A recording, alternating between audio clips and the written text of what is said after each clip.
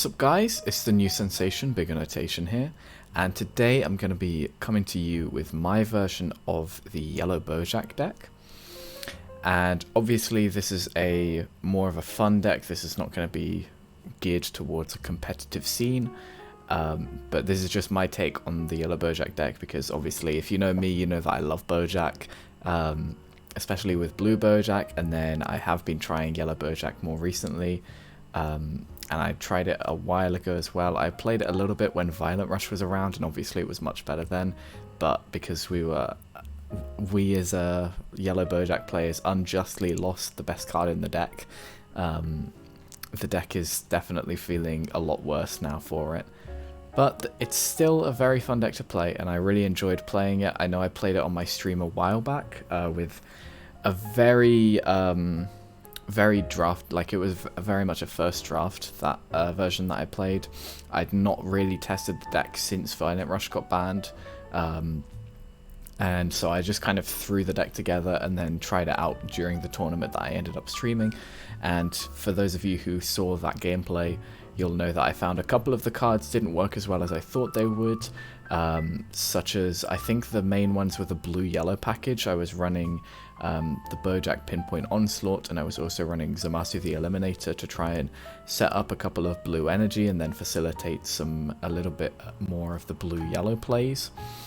And I found that just generally this deck doesn't have space for a lot of blue-yellow stuff, because you need a lot of the Boujack package that's in the mono yellow deck, and then you also want to run a lot of the just good yellow good stuff.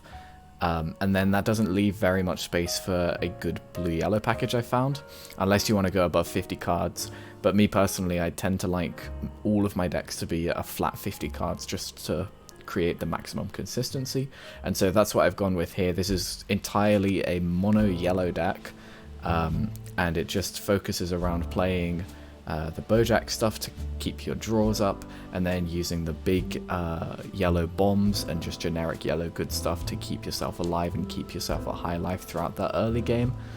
And yeah, that's pretty much it. It's just a yellow Boujack core with all of the good yellow stuff surrounding it. But we'll go straight into the deck. So to start off with, we've got the leader.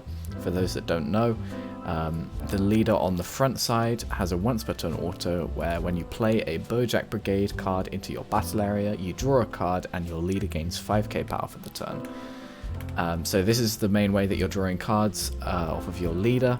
Your leader doesn't draw on swing in any way, just like the blue Boujack leader. But this is a very thematic version or a very thematic deck, I suppose, where you have to actually play all of the Boujack Brigades to facilitate the draw power on your leader, which is very cool. Boujack kind of summoning his crew together so that they can all fight as one. Very thematic stuff. And then he also has an auto where when you combo with one of your cards during your turn, if your combo area has 2 or more Boujack Brigade cards that you comboed with from a battle area, choose up to one of your opponent's battle cards in rest mode and KO it, and if you KO'd a card, negate the skill for the duration of the turn. So this auto doesn't really come up all that often, at least not on the front side, because you have to basically combo with 2 Boujack Brigades from your battle area, which isn't really ideal. You're losing a lot of card advantage because you're losing 2 guys from your board to kill 1 guy on their board, and it has to be in rest mode, which obviously for yellow isn't that tricky. And there are definitely some very cheap Boujack Brigades on your board that you are fine to combo off just to facilitate this auto if you need the early removal. But a lot of the time this isn't coming up, because either your Boujack Brigades on board are dying to your opponent's early game stuff, or your opponent just doesn't have a target that's really worth killing with this effect. Now, the downfall to the leader comes where we get to the Awaken skill, because the Awaken skill reads, when your life is at 4 or less, flip this card over. And obviously that's not exactly ideal. You want to be getting some sort of advantage from your Awaken skill, and especially for this deck there's a card where you have to stay at above 4 life, so you don't even get to Awaken before you get to get that card off. Luckily, there are some support cards to help mitigate this weakness that they release later on, but for now this awakened skill is not it. But we get to the backside. He gains a permanent where you can combo with Boujack Brigade cards in rest mode in your battle area, so that's nice to facilitate that second auto. And he maintains the second auto where if you combo during your turn and you have 2 or more Boujack Brigade cards that you comboed with from a battle area in your combo area, then you get to KO a rest moded card once per turn. And he also maintains the same auto, but he doesn't gain the 5k anymore, so it's just when you play a Boujack Brigade in your battle area, you draw a card. So something nice to note about this is just on the awakened turn, if you play 2 Boujack Brigades and sandwich them between, or sandwich your awakened between them, then you're able to draw 2 cards off of your leader, which is very nice. Obviously, your awakened doesn't draw any cards at the moment, but we do have a support card to help mitigate that. And also the fact that you can then combo from rest mode from your battle area to help facilitate the second auto, and also just to get some extra combo power when you need it, is very nice. And it does allow for some cool arrival plays if you choose to go down the blue-yellow route or another sort of multicolor route. But generally it's going to be blue-yellow with this deck, because that is the best multicolor with the most support, if you like, for this archetype. So to get straight on into the very standard Boujack Brigade stuff, we have our first card being a 4 of Space Pirate Bedo. Now his permanent is just that he effectively has Unique before Unique came out. His auto is when you play him, you search the top 5 cards of your deck for a Boujack Brigade card and add it to your hand. So when you're playing this card, you're going to be drawing off your leader and searching top 5, so you do get a lot of deck thinning with this, and it's extremely helpful, and that's why we're running it at 4, and especially just good as a turn 1 play, but also to fill out any of your open energy that you missed during your curve. And then he also has an activate main, place this card in its owner's drop area, then choose 5 Boujack Brigade cards with an energy cost of 2 or less in your drop area, shuffle the chosen cards into your deck. And this is very nice just to keep your targets in your deck, because you have some cards that can bring out your small Boujack Brigades from your deck. But also, if you ever play against a mill deck, or you're ever going to deck yourself out, you just sack this guy off, put 5 cards back into your deck, and you're golden. The only issue with this is that, first of all, you have to choose 5 cards. If you don't choose the 5 cards in your drop area, you don't get to put any back, because it doesn't say up to 5. You have to choose exactly 5. And also, you can only choose 2 cost or less cards. So that's something to bear in note. There are a couple of 3-cost Boujack Brigades that I'd love to be putting back in this deck, but sadly you can't. The next card is the Big Boss Monster. So we have 4 Boujack the Plunderer. And this, like I've just said, is the big boss of the deck. This is the main objective when playing Yellow Boujack. And he is a 25k 8-drop with an EX Evolve skill for 3 yellow and 1 of energy, any color, on a Boujack with an energy cost of 3. And his first effect is when you play this card, if you have 5 or more life, choose all your opponent's cards and switch them to rest mode. So this is basically the reason why you want to be staying on high life for as much of the early game as you can, and then just dropping this guy down on turn 4, because on play he'll then be resting all of your opponent's cards. And obviously normally that doesn't really do a whole lot for you unless you're going to be aggressing onto them during that same turn. But it does in this case, because he has a second auto of when your opponent switches one of their cards to in rest mode to active mode. If your leader is a Boujack Brigade card, your opponent chooses 1 card in their hand and sends it to the warp. And this is not once per turn, this is not optional, none of that. It's just when they switch something from rest mode to active mode, they're warping 1 from hand. So that is obviously why you want to be switching all of their cards to rest mode with this first auto, if possible, because then you just pass to their turn, and then they untap all of their cards, and they warp their entire hand away. And this is obviously especially good against any sort of control deck that will struggle against hand control, because this is one of the few cases where yellow actually has some form of hand control, which is obviously very powerful if you can get it off. It's just a case of having to get this card off, because it's a 4 energy investment that's evolving over a guy as well, without deflect, without barrier. And so often it's a little bit risky even to just swing with this guy. If you're playing against a deck like Sin Shenron, where they have the Haze Shenron, or anything like that that has any sort of battle interactions, then sometimes you just leave this guy in active mode and guarantee to warp their entire hand off, and then you can start playing the game without having to worry about those types of cards. He also has an activate main once per turn where you send off a Boujack brigade from your battle area, and he gains dual attack for the turn, so it becomes a 25k dual attack. It's not too bad. It's nice to put the pressure on, but most of the time, like I said, you just want to leave him in active mode if you can, and then just warp their entire hand away.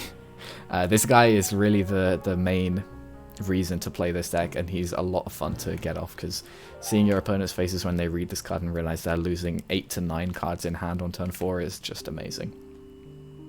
Now for the next card we have Space Pirate Zangia, and she has the same permanent of Bedo, where it's basically just unique before unique.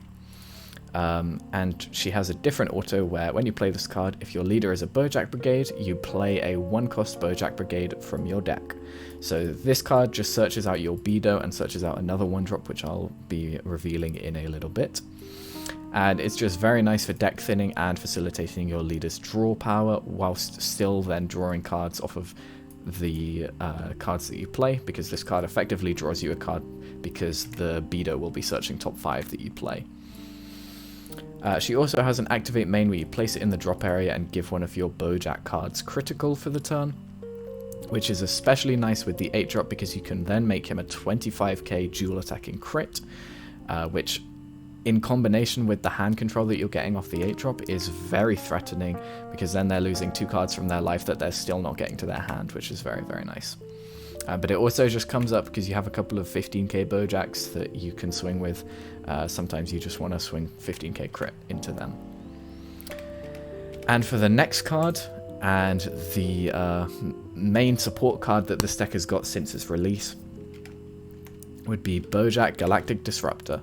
And this card is how you get around your Awaken skill. So this card has 2 activate mains, the first one being the important one. If you have 2 or more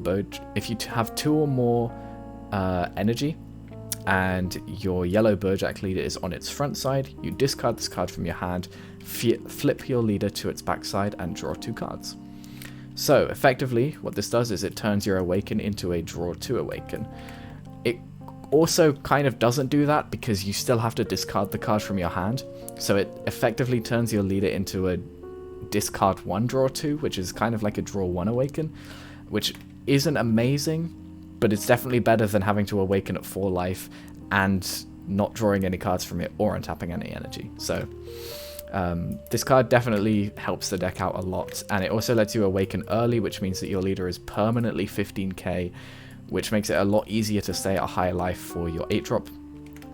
And then this guy's other activate main is if you have 2 or more Boujack Brigade cards in play in your battle area, play this card from your hand and you can't play copies of this card for the turn. So the main reason you'd want to be doing this, or I guess there's 2 reasons. The first is just to trigger your leader's auto in case you haven't done that already this turn, so that you can still get the draw, because the draw power on this leader is obviously conditional, and so sometimes you will be missing it just because you can't play the Boujack Brigades that you need to. And the other reason is because this card is a 3-cost Boujack card, and that means he is an evolved target for your 8-drop, so you can then free play him if you have the 2 other Boujack Brigade cards in play, and then on turn 4 follow it up immediately just by tapping 4 and going into the 8-drop, which is very amazing for this deck. And this really was the perfect support card, other than Violent Rush, that came out since this deck's initial release. And then we go into probably my favorite card in the deck, and I promise it's not just because it's a blue Boujack card. This is Boujack Rampaging Agent of Destruction, and this card is miles better in the yellow Boujack deck than it is in the blue Boujack deck. In blue Boujack it's still very good, don't get me wrong, but in yellow Boujack this card overperforms like crazy, and that's why I have 4 copies in the deck. Because effectively what this card does is it comes in for 1 energy after being comboed with from your hand or energy, and it plays itself in rest mode. When it's KO'd, you draw a card, and when it's in rest mode, it's a deadly defender to your leader for battle cards that cost equal to or greater than your opponent's energy. So any big threats or even any on-curve threats can't hit your leader while this card's in rest mode. And this card is just amazing for the deck because it's effectively a draw 2 for 1 energy, and it stops attacks. And it's a evolved target for your 8-drop because it's another 3-cost Boujack. So the reason why I say this is a draw 2 is because most of the time you want to be playing this on your opponent's turn, because you want to make use of the 5k combo that you get from him to defend your life a little bit easier. So you make use of the 5k combo by defending, say, a 15k swing. You pay 1, play him in rest mode. Now, because it's your opponent's turn, your leader's auto technically hasn't triggered yet on that turn. So you get to trigger your leader's auto during your opponent's turn, draw a card, and then when this Boujack gets KO'd, you draw another card. And because this isn't stopping your leader's auto from triggering at all during your turn, it is just effectively a 1 energy draw 2 that stops a bunch of attacks, because it will help you combo out of the initial attack, and then it will also act as the deadly defender for any of your opponent's big stuff. Now, obviously the downside to this is that it does have to be KO'd to draw a card. Now, blue has bottom decking with things like the 9-drop Cell, or just a lot of the Gamma archetype, really. But also some of the blue Boujack cards. There's just a lot of bottom decking in blue right now. And then black has warping and red has minusing, and this is fairly easy to minus through. 15k is a very easy target for red to minus through, so that's kind of the main potholes to this card, but it's still absolutely worth running as a 4-of, because worst case scenario, they're burning removal on it and you still drew a card, so you didn't effectively lose a card, and you still comboed out of that initial attack with it. So it's a very, very strong card, and then I've already mentioned it, but it's another evolved target for your 8-drop Boujack, which is just amazing. Now, for the next card, and this is an interesting choice, and probably the 49th and 50th card, I'd say, in the deck. This would be the card that I cut probably for just something else. I don't know what it would be yet, but I am currently running 2 copies of Goku the Calamity. Now, like I mentioned earlier, I have built this deck to be mono yellow, and that means I want to be charging only mono yellow energy. So I don't want to be charging either the AOD Boujack or the Goku the Calamity. The Goku the Calamity is just especially nice because he offers you that early game crit pressure, and he can be brought out from Zangief in active mode, because Zangief plays in active mode. So most of the time when you play the Zangief, you want to be bringing out these Gokuas from your deck as soon as possible, just so that you don't draw into them, so that they're not dead charges in your hand. And like I said, it offers you that early crit pressure, and it will also offer you a similar top 5 to the Space Pirate Bedo, but it doesn't grab any Boujack brigades that cost 4 or more. It has to grab things that cost 3 or less, which is a slight annoying restriction, but I think just the fact that the early game crit is very valuable, and there aren't really any other good 1-drop yellow Boujack cards that give you that same card advantage. It's just worth running this card. You could definitely substitute this card out for the blue Bedo that gains double strike instead of crit. And against a more unison heavy meta, that would probably be a very good call, but I feel like a lot of the unisons right now have very good protection, especially with the free counterplays and floodgates that they get. So I feel like Goku is just nice as a guaranteed energy sink every turn if you can't spend your energy. Now, that's most of the Boujack stuff that we're running. To get onto the very standard, very normal yellow stuff, we just obviously have 4 riposte, and following that up we have 3 steadfast assistants. The 3 steadfast assistants mostly just because I couldn't find a space for the 4th, but I don't feel like you'd need 4 necessarily in most decks nowadays. 2 or 3 you can easily get away with, I think. And then I am running 4 Arrival of the Space Pirates. Now, this card is definitely the card you want to see turn 1, and what it does is you choose up to 1 Boujack Brigade card with an energy cost of 2 or less from your deck and play it in rest mode. So, you use this card and you play Zangief in rest mode, and then Zangief plays out either Goku or Bedo in active mode. You've triggered your leader's auto to draw a card, you search top 5 with one of your 1-drops, and you've just thinned your deck 1, 2, 3, 4 cards with 1 card, which is amazing. And not only that, but you thinned out some potentially dead draws, because most of the time you don't want to draw Zangief. You want to be tutoring it out with the Arrival of the Space Pirates, and then same goes for Goku, you want to be bringing that out with the Zangief. So you're thinning out your deck by a few dead cards, which is very nice. And this is a yellow extra card, which is why we've got it right after the Riposte and the Steadfast, because it facilitates both of them and it's your optimal turn 1 play. So if you're charging an extra card on turn 1 and then playing this, you have both Riposte and Steadfast live at maximum value. And then for some of our other yellow extra cards, I'm running 1 Power of the Super Saiyan, obviously, and then 3 Realm of the Gods Black Kamehameha. This is just especially nice in the early game, and I kind of want to up this to 4 because the 10k is obviously helpful for defending your life on that initial swing, and then you can also rest 2 more battle cards, and it replaces itself. It's just an all-round very good card, and early on this is going to be very helpful in helping you stay at high life to get to your Plunderer pop-off.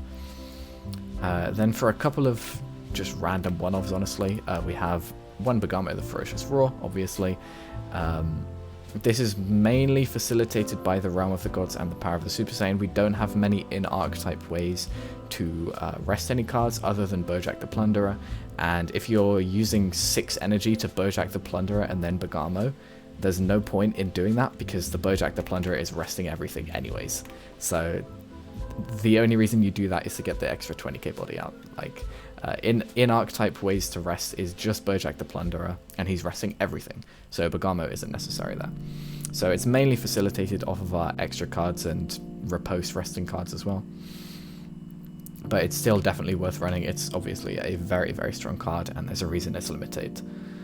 And then I'm also running one Fu the Dark Banisher. Now this is my Overrealm of choice, and of course it's a very, very strong finisher just in any control deck nowadays. It's kind of become the replacement to Fu Shrouded, but it's especially nice in this deck because you have that inbuilt hand control.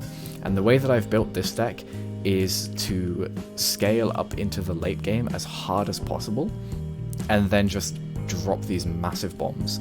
So it's very similar to how people were building the Zamasu Wish deck back when that first came out, where you would drop the 9-drop Zamasu, evolving it over the 5-drop, and then you drop Frieza Divine Transformation, you might drop a Mecha Unison, and then you would drop Fu and try and kill them. This deck I've built very, very similarly, and the idea is to drop Boujack the Plunderer, drop, say, a Mecha Unison or a Frieza Divine Transformation, and then drop Fu and just try and kill them. But Fu has especially good synergy in this deck because Boujack the Plunderer is going to be warping almost their entire hand if you can establish it in the optimal settings. And then if you follow that up with a Fu, they can't activate any skills during the turn where you're trying to kill them, which is just amazing. Or if they do have a couple of cards in hand, they'll barely be able to activate any skills. So if they're using extra cards like the Realm of the Gods or Power of a Super Saiyan or just super combos, they're going to be losing their hand so quickly using Fu on top of the Plunderer. So this is the main win condition for the deck, is establishing Plunderer and following it up with Fu. I still don't think it's worth running multiple copies of Fu because the deck's charges are already quite cloggy, because you want to hold your Boujack Brigade cards in hand if you can, so that you can guaranteed get value off your leader's auto. You don't want to be charging your blue cards, and then you obviously don't want to charge black cards as well. And so the charges can get quite cloggy, which is why I'd only run this at 1, but it's very easy to see this card because this deck draws quite a lot, and it can go very late into the game. And then we also have the secret rare of choice. Now, obviously this deck would benefit a lot from Pan or Kai, and there's a wide myriad of secret rares that you can play in this deck. You can run Pan, Kai, you can run SS4 Vermilion Saiyans, you could run Lineage if you're really on a budget, you could run the Super 17 counterplay, and to be honest, I feel like Pan or Kai would probably be some of the better ones for this deck. The main reason I'm running Sin is because it's the one I own. I don't own Pan or Kai. Well, I own Kai, but it's the winner Fest stamped one, so I'm not really cracking that open anytime soon. So I've just chosen to go with Sin. This is because it's one I own. You can easily swap this out for a Pan or a Kai or a Heron Slit, whatever you want to play. But Sin does definitely put in work for this deck, as it acts very similarly to the Pan Secret Rare, and it also has that added benefit of occasionally catching your opponent out and being able to rest their leader in unison as well. And in those types of situations, if you ignore the 2 energy cost attached to the Sin, then it can be considered better than Pan. Although most of the time Pan is just generically better, let's be real. And then we also have one Poutine the Dark Sorcerer. So we've got a couple of ways to trigger this in the deck. Like I've said, we've got Plunderer, we've got Sin SER, we've got Boujack, well, Bergamo is going to be triggering off other things, but we've also got Mecha Freezer, we've got Realm, we've got Power of the Super Saiyan, just all the generic good yellow stuff. And so it's like, why not play Poutine? Same reasoning for Fu as to why I wouldn't bump this up to 2 copies, just because the charges are already pretty cloggy in this deck. So I don't want to be running any more black cards if possible. But yeah, this is another way to facilitate Bergamo if your opponent ends up having to play into the Poutine, which is very convenient. And if you leave 4 energy open, you could in theory use Sin with Bergamo during your opponent's turn to rest your opponent's entire board and then rest 2 of their energy, which is honestly a pretty nice combo, and I think I have pulled that off a couple of times. Then I'm also running 2 Mechikabura Unison, so I kind of spoiled this a little bit earlier, but this is my Unison of choice for this deck. You could definitely consider running the Trunks Unison just to give you that added removal, because this deck definitely struggles a lot with removing any sort of threat, or even just small guys. Most of the removal in this deck is just attacking into things but after resting them. But I feel like Mechikabura is definitely my preferred way to go, just because, like I said, I want to be scaling as hard as I can into that late game, and then just being able to drop Fu and have these massive bombs that are generating me such amounts of value that they can't really crack through me anymore, and then being able to finish them off with a Fu. So Mechikabura Unison, I have had a couple of setups where I can get Meki out with Plunderer and then following it up with Fu, and it just feels insanely strong. It feels like after a certain point this deck really struggles to die with all of the resting that you have, all of the combat interaction with like Realm of the Gods, Power of the Super Saiyan, Bergamo, the Boujack AOD, and then just all of the resting that you can do with Meki, Plunderer. It just gets really, really nice. Then I'm also running 2 Final Flash. This is just to bump the extra count up a little bit for your Riposte and Steadfast, and also Final Flash is a very nice card. If you find that your charges are getting too cloggy, then it could be worth taking this card out and maybe putting in a 4th Realm and just another card, because I haven't had it come up yet, but I can imagine there will be times where you're forced to charge a blue or a black card into your energy, just because you don't have any other decent charges in your hand, and that would obviously turn off the Final Flash. So whilst it's a very, very nice card to have in the deck, it can be a little bit tricky to play around, but it's mainly there for the extra card bumping on Riposte and Steadfast, just to guarantee that they're both live around turn 2 times. But still a very nice card, and I do recommend running it. And then the other big bomb of the deck, again already spoiled this one, but we have 2 Frieza Divine Transformation, and like I said, we just want to be scaling into that late game and then cruising on from there, setting up combos with Meki, Frieza, and then Plunderer, and just resting down your opponent's entire board, swinging into them a couple of times, and if they negate, then you're resting more stuff and locking it down, and then having the defense of Mechikabura and the blocker from the Frieza. Just insane value. Frieza's never dying, Meki is rarely dying, and you can always use the -4 if you feel like he's about to. Plunderer is probably dying, let's be real, but he takes out your opponent's entire hand with it. You could say he plunders your opponent's entire hand. The value that this deck gets once you set up is really, really fun, and it's amazing what this deck can do once it starts to snowball, and that's really what attracts me to this deck, because I love playing those very slow styles of control decks. And then the last couple of cards are the super combos. So I've actually gone for a 3-1 split here. I've decided to go with 3 Merciless Strike Zangia and 1 Zamasu Sacred Disbelief. Now, the super combos I feel like is a very, very highly debated topic when it comes to Yellow Bojack. I've tried a myriad of different variations. I've tried 4 Zamasu before when I was playing more of the blue-yellow strategy. I've tried 4 Sparking super combos. I've tried 4 Krillin super combos for when I go down onto low life. And I found that this is my preferred split, because Zamasu occasionally just comes up in the early game and you have it, and then you can rest an extra attack. But the 3 Zangia are especially nice because they're live super early on. Sparking 5 is very easy to get in this deck, And it's also searchable because it's a 3-cost Boujack brigade, so it's searchable by both Space Pirate Bedo and Goku the Calamity, because it's a 3-cost or less Boujack brigade. And it's just very, very nice. Keeps your hand size up in the early game, which is really where you need your hand size. Once you get to the late game, you can commit more to the board and not worry so much about your hand. But early game, you need to keep your hand high just so you can defend your life and keep it above 4.